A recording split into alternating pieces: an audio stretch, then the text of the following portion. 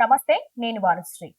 ఇక వైసీపీ జగన్ గురించి మాట్లాడుకుంటే ఎప్పుడు కూడా చెప్పిందే చెప్తూ ఉంటారు. ఎప్పుడు టేప్ రికార్డర్ లా కూడా రిపీట్ చేస్తూనే ఉంటారు ఒకదాని మీద. మనం ఏదైతే 2.0 అని కూడా ఒకటి స్టార్ట్ చేశారు జగన్మోహన్ రెడ్డి, అది మనందరికీ తెలుసు.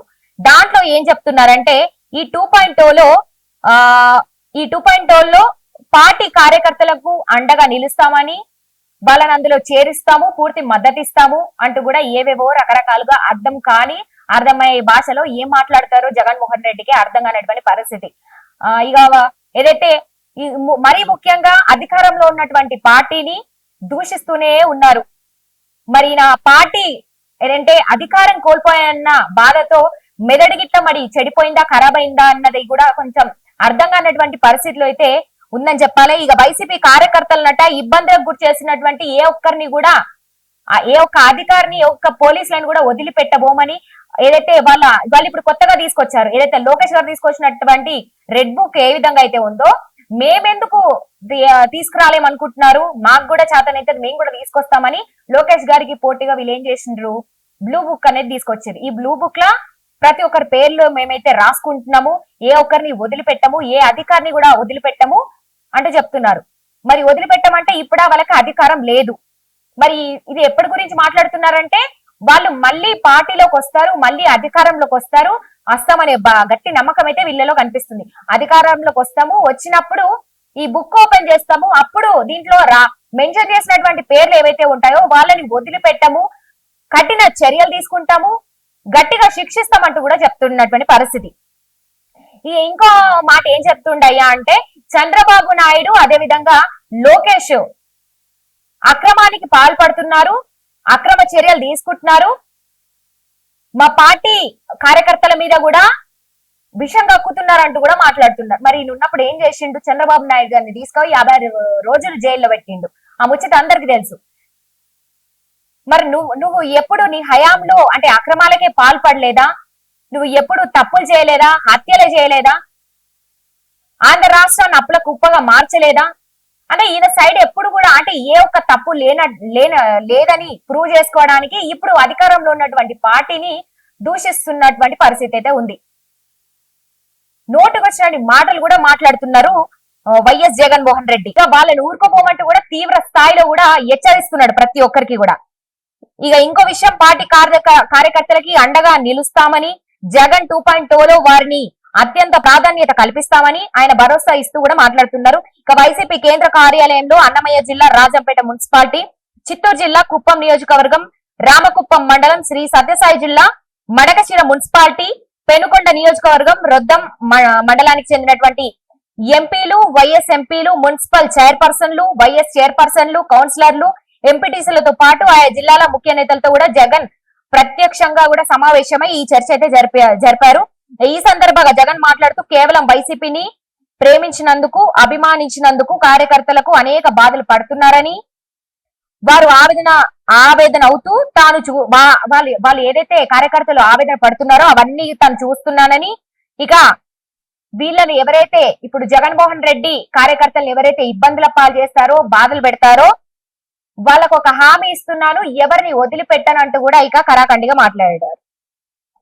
అయితే ఇప్పుడు వాళ్ళ కార్యకర్తలు వాళ్ళ హయాంలో ఏ తప్పు చేయలేదని, ఏ తప్పుకి పాల్పడలేదని, ఏ దొంగ హామీలు ఇవ్వలేదని, ఇప్పుడు చంద్రబాబు అధికారంలోకి వచ్చి అన్ని దొంగ హామీలు ఇచ్చిరట, ప్రజలకేం చేస్తలేరని ఇంకా దుమ్మెత్తిపోసేటువంటి ప్రయత్నం అయితే చేస్తున్నాడు జగన్మోహన్ రెడ్డి.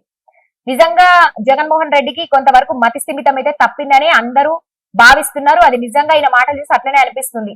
ఎందుకంటే రోజు ఒక లైన్ తీసుకొస్తాడు, కెమెరా ముందుకు ఒక లైన్ తీసుకొచ్చి తప్పుడు వ్యాఖ్యలు చేస్తూ అధికారంలో ఉన్నటువంటి పార్టీని డౌన్ ఫాల్ చేయడానికి అయితే నానా పాటలు పడుతున్నారు. కానీ మరి అవి కొంతవరకు విఫలమే అవుతున్నాయి. ఎందుకంటే చంద్రబాబు నాయుడు, లోకేష్ కావచ్చు, అట్లనే పవన్ కళ్యాణ్ గారు కావచ్చు, వాళ్ళ పని వాళ్ళు, ఈయన మాటలు పట్టించుకోకుండా వాళ్ళ పని వాళ్ళు సక్రమంగా చేసుకుంటూ పోతున్నారు. రోజుకొకటి అమలు చేయడమే దిశగా వెళ్తున్నారు. ఆంధ్ర రాష్ట్రాన్ని ఎట్లా తీర్చిదిద్దాలి, జగన్మోహన్ రెడ్డికి ఎట్లా బుద్ధి చెప్పాలి, ఎట్లా గుణపాఠం చేయాలన్న రీతిలోనే వీళ్ళ పనులు వీళ్ళు చేసుకుంటూ పోతున్నారు. ఇక నేను చేయలేని పని ఇప్పుడున్నటువంటి అధికారంలో ఉన్నటువంటి పార్టీ ఎట్లా చేస్తుంది అనే ఒక ఆయనకు నెత్తి పని చేయకనో ఏమో మరి ఇలాంటి మాటలు మాట్లాడుతూ ఇట్లా దూషిస్తున్నారనేది పూర్తిగా అర్థమవుతుంది. ఇక కార్యకర్తలు ఎక్కడున్నా సరే వాళ్ళ కార్యకర్తలు ఇబ్బంది పెడుతున్నటువంటి పోలీసు అధికారుల పేర్లు కూడా రాసుకోండి, అధికారంలోకి వచ్చాక వారిని చట్టం ముందు నిలబెడతామంటూ సవాల్ చేస్తున్నాడు ఇక జగన్మోహన్ రెడ్డి. అంటే స్పష్టం చేస్తున్నాడు, ప్రస్తుతం చంద్రబాబు కొందరు పోలీసులు దుర్మార్గాలకు పాల్పడుతున్నారని, వారు ఏదైతే విత్తనం వేస్తారో రేపు అదే మొలకెత్తుతుందని, ఇక దౌర్జన్యాలు చేస్తున్నారని, ఇలాంటి రకరకాలుగా మాట్లాడుతున్నటువంటి పరిస్థితి. మరి జగన్మోహన్ రెడ్డికి ప్రజలు బుద్ధి చెప్పినప్పటికీ కూడా నెత్తి పని చేయట్లేదు, అదే తెలుస్తుంది.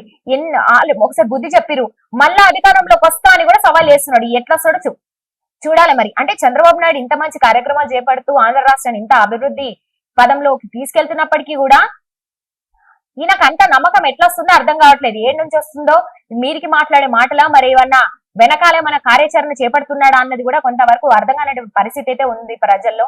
ఎందుకంటే రేపు నేను మళ్ళీ వస్తా, అధికారంలోకి వచ్చినాక అందరి హంతు తేలుస్తా, అందరినీ చూస్తా, అది ఇది అని మాట్లాడుతున్నారు. మరి ఏం చేస్తాడో చూడాలి. ఆయన పిచ్చి మాటలు ఆయన ఉన్నప్పుడు అట్లీస్ట్ 11 సీట్లకి పరిమితం అయిపోయి కనీసం ఆయన ముందుకు వచ్చి మాట్లాడేటువంటి ఈ పరిస్థితిలో కూడా లేడు జగన్మోహన్ రెడ్డి. ఒక తలెత్తుకొని సభకొచ్చి ఏదైనా సలహాలు సూచనలు ఇద్దామా అధికారంలో ఉన్న పార్టీకి అన్న ఒక ఆలోచన కూడా లేకపోయి జగన్మోహన్ రెడ్డికి. అట్లా ఇద్దామన్న ప్రతిపక్ష హోదా కూడా లేకపోయి, ఎందుకంటే కొద్దో గొప్ప సీట్లు కూడా రాకపోయి. మరి ఇవన్నీ దృష్టిలో పెట్టుకొని ఇంకా మైండ్ అంతా పిచ్చిలేసిపోయి నోటికి ఎంత వస్తే అంత మాట్లాడుకుంటా వెళ్ళిపోతున్నాడు. చూడాలి మరి ఏం చేస్తాడో. అట్లనే ఇప్పుడు చంద్రబాబు నాయుడు ప్రజల్లో చులకనయ్యారు, ఏదైతే ఇచ్చినటువంటి హామీలు అమలు చేయక ప్రజల్లో చులకనయ్యారు, ఇక వచ్చేది మా పార్టీయే, మమ్మల్ని ఎన్నుకుంటారు, మా నెత్తినే కిరీటం పెడతారు అన్నట్టు కూడా మళ్ళీ మాట్లాడుతున్నారు. ఈయనకి ఇంత చెప్పినా కూడా బుద్ధి అయితే రాలేదు. మరి చంద్రబాబు నాయుడు అంట 15,000 రూపాయలు ఇస్తా అని, ఏదైతే పిల్లలకి ఒక కుటుంబంలో పిల్లలకి 15,000 రూపాయలు ఇస్తామని, రైతులకు 26,000 ఇస్తామని, 45,000 చొప్పున యువతకి, ఇట్లా ఏమేమో మాటలు చెప్పిండి ఇప్పుడు ఇస్తలేరు అని మాట్లాడుతున్నాడు. ఇచ్చేదాకా కొంతవరకు ఓపిక పడితే బాగుంటది జగన్మోహన్ రెడ్డి, ఎందుకంటే వాళ్ళ పనులేదో వాళ్ళు చేసుకుంటున్నారు, నువ్వు చేయనిస్తే బాగుంటది.